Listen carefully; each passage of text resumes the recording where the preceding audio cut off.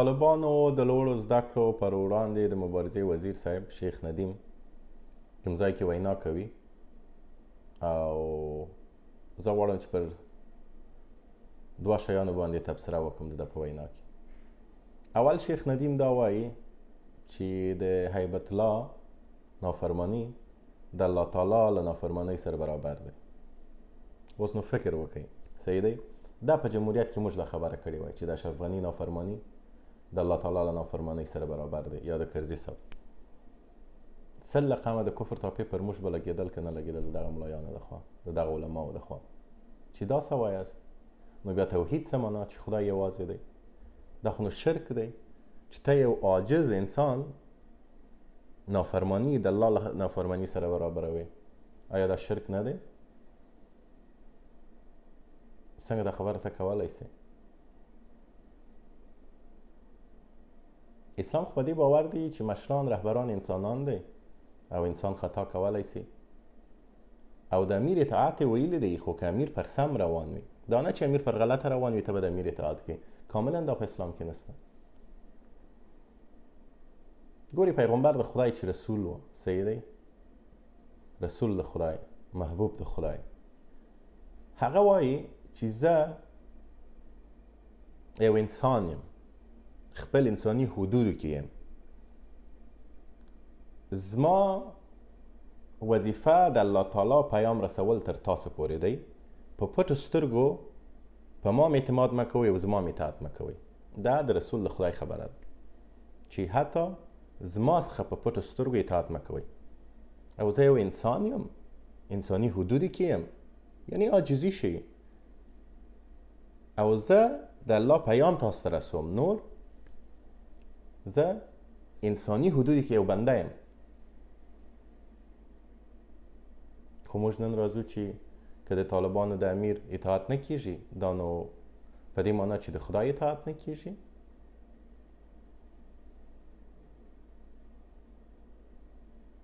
د خلفای راشدین پر وړاندې به نورو صحابه نه درېدل، انتقاد به نه پر کول. 100 وارې انتقاد یې پر کړی دی او هغوی هم انتقاد منل دې لپاره چې اسلامي نظام کې بهتروالی راسي. نن افغانان ستا مشر لیدلی نه سي، چیرې دی ستا مشر؟ وسړی انتقاد خو پرېږده، نافرماني خو پرېږده، یو وارې د خلکو ته مخ ور وښیي.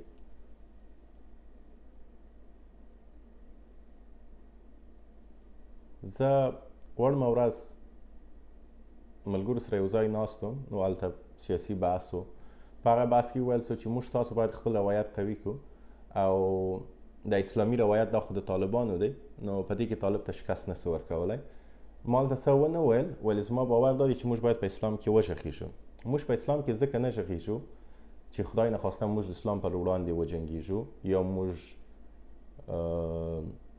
سیکولاریزم یا لیبرالیزم لکه دوی چې څنګه تبلیغ کوي چې موږ افغانانو ته ورسوو. نه، موږ ځکه باید په اسلام کې وژغېږو چې موږ واقعي اسلام افغانانو پورې ورسوو. دا اوس رانګ نمبر اسلام روان دی، افغانانو ته رسېدلی دی.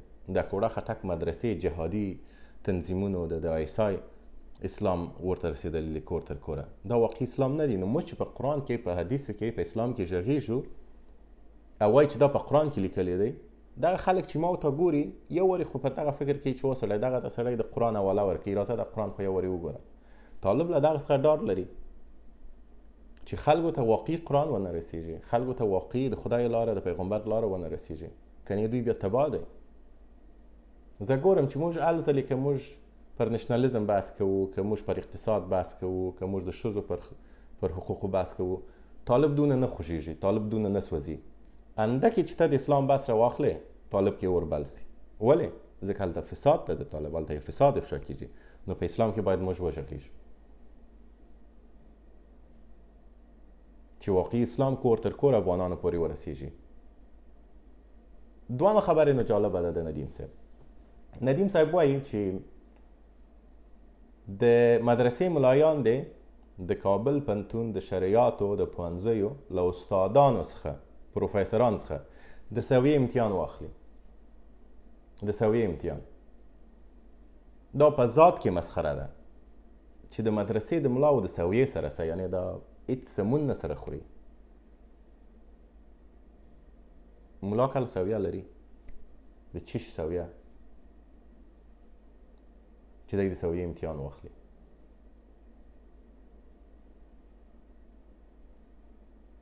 بیا تاسو دغه امتحان راځئ دونه نارینه سئ له پروفیسران استادان د شریعت له پوهنځیه نه هغه محصلین او دغه د مدرسې طالبان تاسو سره مخامخ به مناظره کې کښېنوئ وګورئ چې په اسلام څوک پوهېږي.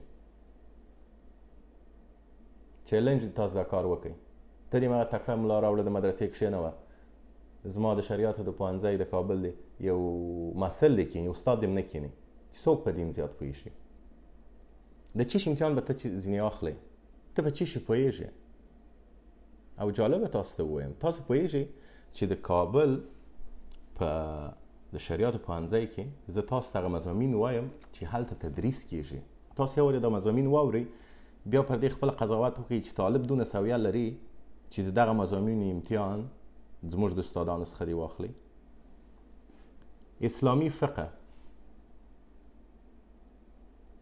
د قرآني علومو زده کړه دا دوهم مضمون دی. د حدیثونو زده کړه. څلورم مضمون اسلامي عقیده یا اسلامي عقاید. پنځم د مذاهبو پرتلیزه څېړنه چې ته یو مذهب هم څېړې بل مذهب هم څېړې عیسویت هم څېړې یهودیت هم څېړې. ته چې د مدرسې ملا ته کښېنې ورته وایي چې زه د یهودیت کتاب وایم دستي ټاپه در باندې لګي چې کافر سوی هغه ولې وایي. ولې دا ډېر مهم دی چې موږ ووایو چې موږ پوه سو چې نور ادیان څه وایي او زموږ د دین بهتري په هغه کې څه دی ولې موږ مسلمانان یو. شپږم اسلامي فلسفه او منطق. اوس چې ته طالب ته فلسفه خبره وکړي ملا ته هغه خو چې ته کافر یې. فلسفه دوی کفر ګڼي او دا چې په اسلام کې تر ټولو زیات یو له اساسي برخو نه فلسفه ده چې موږ د اسلام په فلسفه باید پوه سو. اسلامي فلسفه باندې باید وپوهېږو. او منطق خو نو طالب د منطق سره یې څه دی چې دونه هوښیار ول منطق درلودی خو طالب به نه وای. عربي ژبه او ادب. چې عربي ژبه خو په هر صورت ادب نو طالب او ادب سره یې څه چې یو ځای ګوري یو لوچک یو لنډغر چې خلکو ته د خور مور شکنځل کوي خلکو د سپکې سپورې وایي او د حیوانانو په شان چلند کوي هغه طالب دی. نو د دوی د ادب سره څه چې دا خلک به د سویې امتحان واخلي. اتم اسلامي تاریخ او تمدن. د کوړه خټک په مدرسو کې به تاسو کوم اسلامي تاریخ مطالعه کوي او بیا د دوی خو تمدن سره کار نه دی. دوی خو تمدن کفر ګڼي مباح ګڼي. دوی به څنګه د سویې امتحان اخلي. نهم شریعت او معاصر قوانین. تر ټولو مهمه چې معاصر قوانین او شریعت سره مطالعه کوي. ولې اکثریت اسلامي هیوادونه چې نن دغه زورور هیوادونه هم دي لکه سعودي لکه ترکیه په قانون کې تغییر راوړی دی ځکه پوهېږي تغییر رانهوړو شاته پاتې کېږو چې شاته پاتې سوې هر یو در پکښې خېږي. لکه نن چې په افغانستان کې خلک راځي بمبار کوي پاکستانیان راځي بمبار کوي بیا یې کوو ځکه چې ته تمدن سره تړاو نه لرې ته تغییر سره تړاو نه لرې ته نوی شی نه منې نه شریعت منې نه قوانین منې. لسم تصوف او روحانیت. دا په اسلام کې تر ټولو ښایسته شی دی. تر ټولو ښایسته شی تر ټولو ښایسته لاره تصوف او روحانیت په اسلام کې پوهېږئ ولې ځکه دا انسانانو ته مینه ورښیي دا انسانانو ته مهرباني ښیي دا انسانانو ته د ژوند اهمیت ښیي چې ژوند څومره اهمیت لري دا څومره خاص دی چې الله تعالی درکړي دی او د دې باید څومره قدر وکړئ.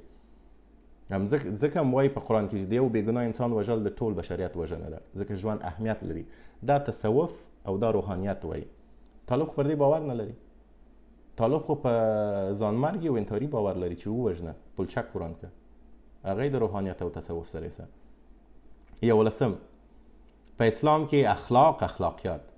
دا بیا هم په طالب هېڅ اړه نه لري ځکه دوی له ادب او اخلاق نه لرې دي. کله چې د ادب او د اخلاقو ویش کېدل نه پوهېږم طالبان غیر حاضر ول. دولسم اسلامي اقتصاد. اسلامي اقتصاد خو تاسو پرېږدئ طالبان ته ووایه چې د یک دو ضرب زباني ووایي هغه هم نسي ویلی. حساب کتاب اقتصاد خو ډېر بانکداري و دا کیسې خو ډېره لرې خبره ده. دیارلسم اسلامي تعلیم او تربیه چې دواړه په طالب کې بدبختانه نسته. نه تعلیم دوی لري د تعلیم خو طرفدار نه لري تربیه خو هغه دي تاسو پوهېږئ چې له دوی بې ادبه خلک نسته څوارلسم په اسلامي علومو کې د څېړنې میتالوجي دوی خو نه په څېړنه باور لري نه په علومو باور لري. په دغه 14 مضامین کې ټول د اسلام په اړه دی، د اسلام د پیاوړتیا په اړه دی چې دا تدریس کیږي د شریعت په پوهنځي کې. اوس نو دوی وایي چې د اکوړه خټک د مدرسې ملایان دي راسي د سوي امتحان دي واخلي. د خدای روی دی. بیا خلک راځي موږ ته وایي چې تاسو ولې د طالب مخالف یاست. او سړی یو حیوان ودروه ورته، حیوان انسان خو پرېږده چې عقل لري شعور لري، یو حیوان ورته ودروه، یو حیوان هم دا وایي چې تو نالت دی پر تا طالبه په دې منطق. الله تعالی وایي چې ما ته عالم انسان بهتره دی په تاسو کې چې علم زیات وي. ته یو پنتون استاد وګوره چې هغه د شریعت پوهنځي کې دغه 14 مضامین مختلف مضامین درته تدریسي، او ته د مدرسې یو ملا وګوره. آخر زمانه ده نو ما اوریدلی و چې په آخر زمانه کې نه اهل خلک حاکمان وي او اهل خلک به د دوی محتاج وي. دغه علایم دي نو